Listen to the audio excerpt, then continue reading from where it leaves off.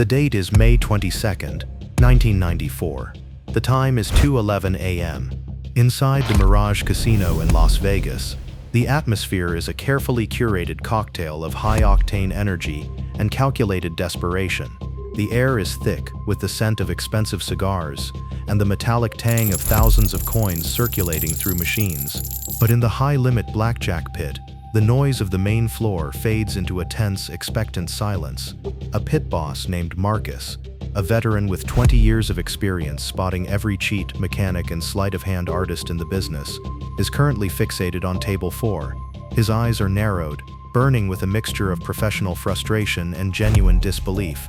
He has been observing a single player for exactly 47 minutes, and the numbers on his clipboard are beginning to defy the laws of probability.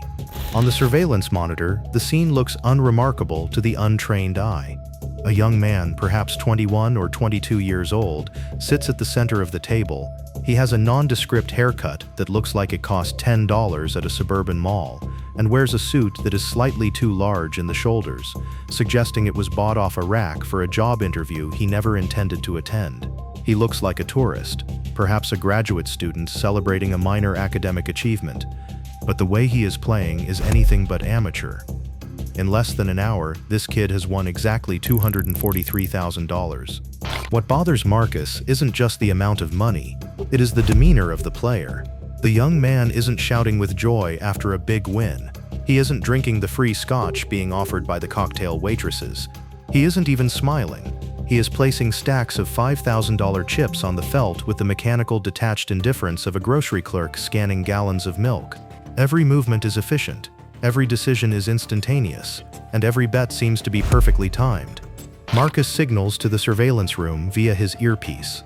"I need a full scan on table 4, seat 3. Check his hands, check his sleeves, and look for any external devices. I want to see if he's communicating with anyone in the room." High above the casino floor, hidden behind the smoked glass of the eye in the sky, high-definition cameras zoom in. The surveillance technicians are the best in the world. They scan for hidden cameras in shirt buttons, weighted dice in the pockets, or infrared contact lenses that could read marked cards. They look for the telltale bulge of a taper, a hidden device used to track card sequences, or a vibrating unit hidden in a shoe. After 5 minutes of intense scrutiny, the report comes back.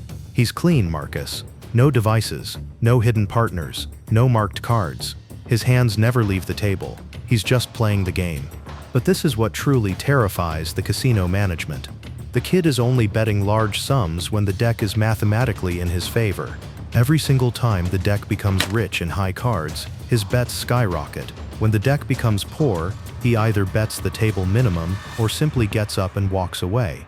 In the next 25 minutes, you will learn the true story of how a group of overlooked college students from the Massachusetts Institute of Technology drained Las Vegas casinos for millions of dollars using nothing but mental arithmetic and a sophisticated system designed in a windowless dorm room. This was not a case of luck. This was not a case of traditional cheating. This was a hostile, mathematical takeover of a billion-dollar industry. The casinos legally had to let them do it, because at its core, what they were doing was simply playing the game better than the house. This is the story of the only students who ever truly beat Vegas at its own math, turning the house edge into a player's ATM. To understand how the MIT blackjack team became a global phenomenon, you have to look past the Hollywood dramatizations and the fictionalized accounts that often place the story in the wrong decade with the wrong people. The true story doesn't begin in late 1989 with a character named Kevin.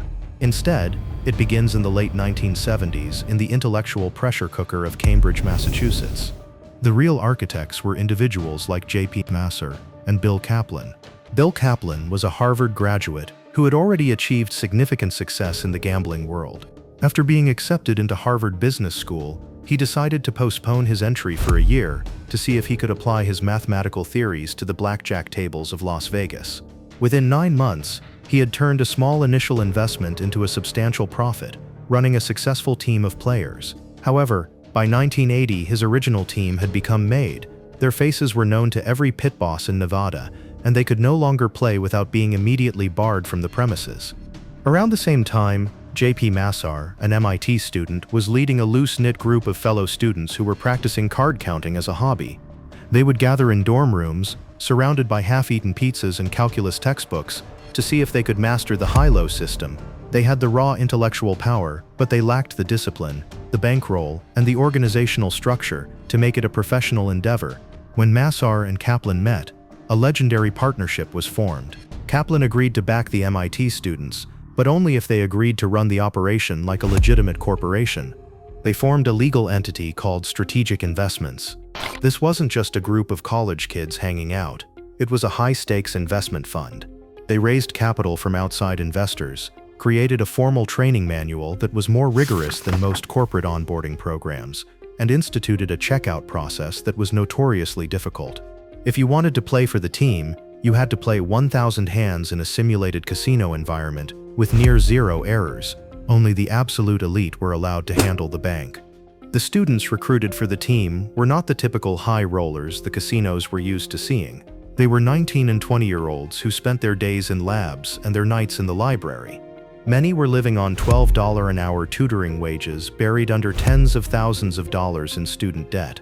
They slept in shared dorm rooms that smelled of stale coffee and ozone, while their peers were obsessing over internships at NASA or competing to build the most efficient robotics arrays. These students were staring at bank statements that felt like a death sentence. One such student was Andy Block. Contrary to fictional portrayals that suggest he was a detective for the Griffin Agency, the reality is that Andy Block was one of the most brilliant members of the MIT team. He was an MIT student with a degree in electrical engineering and a JD from Harvard Law. He wasn't a private investigator. He was a world-class poker and blackjack player who treated the casino floor like a laboratory. Along with others like John Chang and Dave Irvine, they viewed the game of blackjack not as gambling, but as a series of statistical outcomes. The realization that fueled their success was simple but profound. In games like roulette or craps, every event is independent. The wooden wheel has no memory of the previous spin. The dice do not care if they just rolled a 7. But blackjack is a game of dependent trials. Because cards are dealt from a finite shoe and not replaced until a shuffle, the game has a memory. If the small cards, the 2s, 3s, 4s, 5s, and 6s, are dealt early, the remaining deck becomes mathematically rich in high cards, the 10s and aces. The team calculated that when the deck was rich in high cards, the player held a 2 to 4% advantage over the house. In a world built on the house having an edge, these students had found a way to flip the script. They weren't looking for a thrill or a rush. They were looking for an arbitrage opportunity. To them, the casino was simply an inefficient market, and they were the high-frequency traders coming in to exploit the gap. The success of the MIT blackjack team was built on a foundation of rigorous logic and a system known as high-low.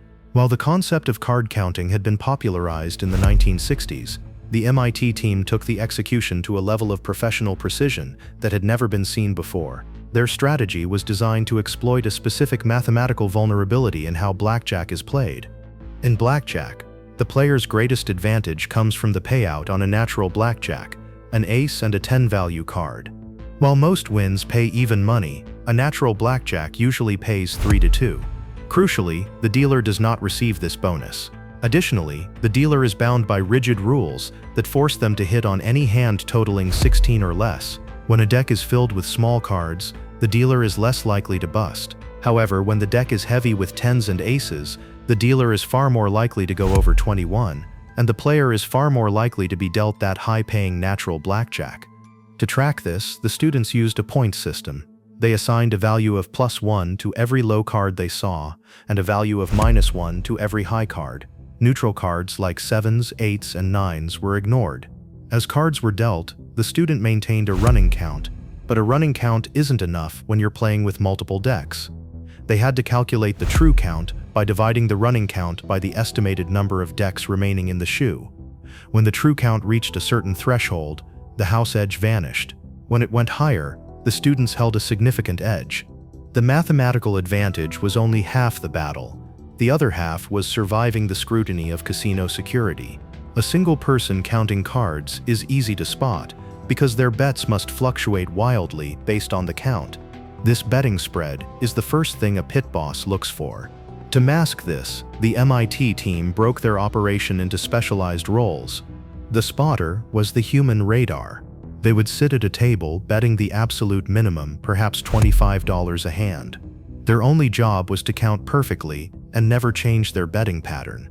Because they never increased their bets, the casino never suspected them of counting. When the count became hot, they would use a subtle signal to call in the big guns. The gorilla was a player who acted like a loud, obnoxious, and wealthy whale. They didn't count cards and often behaved as if they had no idea what they were doing.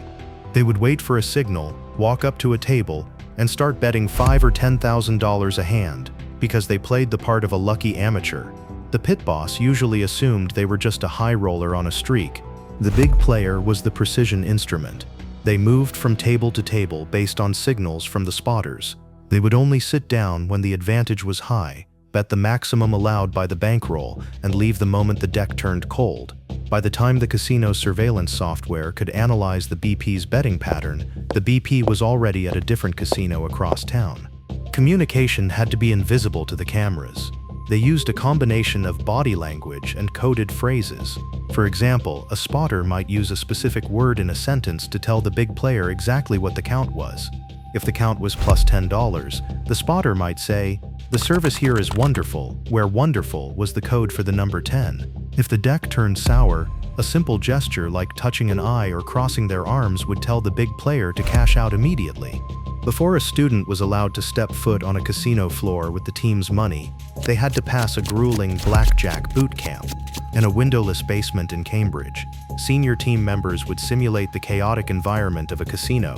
They would scream at the trainees, blow smoke in their faces, play loud music, and intentionally try to distract them with complex questions, all while the trainee was required to count down multiple decks with perfect accuracy. They also ran massive computer simulations to ensure their bankroll could withstand variance, the natural swings of the game that can lead to losses even when you have the mathematical edge. They weren't gambling, they were executing a cold, calculated business plan. By the early 1990s, the strategic investments team had grown into a massive operation with over 80 players and a bankroll in the millions. April 1994 at Caesars Palace remains one of the most legendary runs in the team's history, showcasing both the brilliance of the system and the extreme tension of the operation. 7:42 p.m. A spotter enters the Caesars pit. He looks like a typical MIT student, oversized glasses, a nondescript polo shirt, and a look of mild confusion. He sits at a $25 table and begins to play. For the next 9 minutes, he loses a few $100s. To the casino, he is just another loser, contributing to the house's bottom line. 7:51 p.m. The deck reaches a true count of plus of $8. This is an extraordinary advantage. The spotter casually crosses his arms. The signal is sent. 7:53 p.m. Sarah, acting as a big player, enters the pit. She is dressed in high-end couture, carrying a champagne glass and projecting an aura of bored wealth. She slides onto the stool next to the spotter and drops $10,000 on the felt. The dealer doesn't blink, but the pit boss, a veteran named Vic, begins to take notice. 7:54 p.m., first hand. Sarah is dealt an ace and a jack, natural blackjack. The dealer pays out $15,000 in crisp chips. Sarah doesn't smile, she merely checks her watch as if she has somewhere better to be. 7:57 p.m. Sarah is up $85,000. Vic, the pit boss, is now standing just 2 feet behind her. He is watching her hands, her eyes, and the players around her. He is a professional at spotting tells. The tension in these moments was immense. While the math was on their side, the physical reality was dangerous. If the team was caught, they faced more than just being barred. They risked backroom interrogations and physical intimidation from casino security. 8:01 p.m. Vic picks up the internal phone to call surveillance. Upstairs, in the eye in the sky, technicians zoom in. They are looking for the pivot, the moment a player increases their bet. But because Sarah started with a $10,000 bet and never changed it, the software doesn't flag her as a counter. They look at the loser student next to her, but he is still betting $25 and losing. The team is invisible because they have split the counter into 2 separate people. 8:04 p.m. The count drops as several high cards are dealt. The advantage is gone. Sarah receives the exit signal. She sweeps her chips into her bag, tells the dealer she's bored, and vanishes into the neon maze of the slot machines. By the time the surveillance team finishes their analysis, Sarah is in a taxi heading toward the MGM Grand. The physical logistics of moving the money were as complex as the play itself. $250,000 in $100 bills weighs roughly 5 pounds. These students, often barely 21 years old, would fly back to Boston with bricks of cash strapped to their bodies with medical tape. They were constantly terrified of airport security or being followed by casino thugs. They were living double lives, taking differential equations exams on Monday and being chased through the corridors of Caesar's Palace on Saturday night. The MIT blackjack team collapsed, not because their logic failed, but because the industry evolved. Casinos stopped hunting for cheats using sleight of hand and began hunting for intelligence. The primary antagonist was the Griffin Agency. While myths often misidentify player Andy Block as an investigator, the real threat was Detective Andy Anderson, hired to stop the bleeding of casino capital. Founded by Robert and Beverly Griffin, the agency realized these lucky whales shared a profile. They were young, Boston-based, and mathematically coordinated. Griffin investigations pioneered early data mining, cross-referencing MIT and Harvard yearbooks with surveillance photos, effectively birth-testing early facial recognition technology. In 1996, the secret dissolved at the Tropicana when a detained member was found with an MIT campus flyer. This smoking gun led to the Black Book, a database shared globally that flagged students before they reached the felt. Simultaneously, the introduction of continuous shuffling machines, CSMs, ended the golden age by resetting the deck's memory after every hand, keeping the statistical edge with the house. Though legends cite $10 million in revenue, the net profit was closer to $4 million. The overhead was massive: high-end travel, private jets and suites to maintain whale personas, legal fees, constant defense against detainment, burnout payments, support for players barred from the industry. The team didn't disappear, they pivoted. Andy Block became a poker champion, Bill Kaplan, a real estate mogul, and John Chang, a quantitative analyst. They proved that the law of large numbers, the very foundation of Vegas, could be turned against its architects. They didn't break the law, they simply played the game better than the house. They demonstrated that in the hands of a student, applied mathematics is the most dangerous weapon in the world.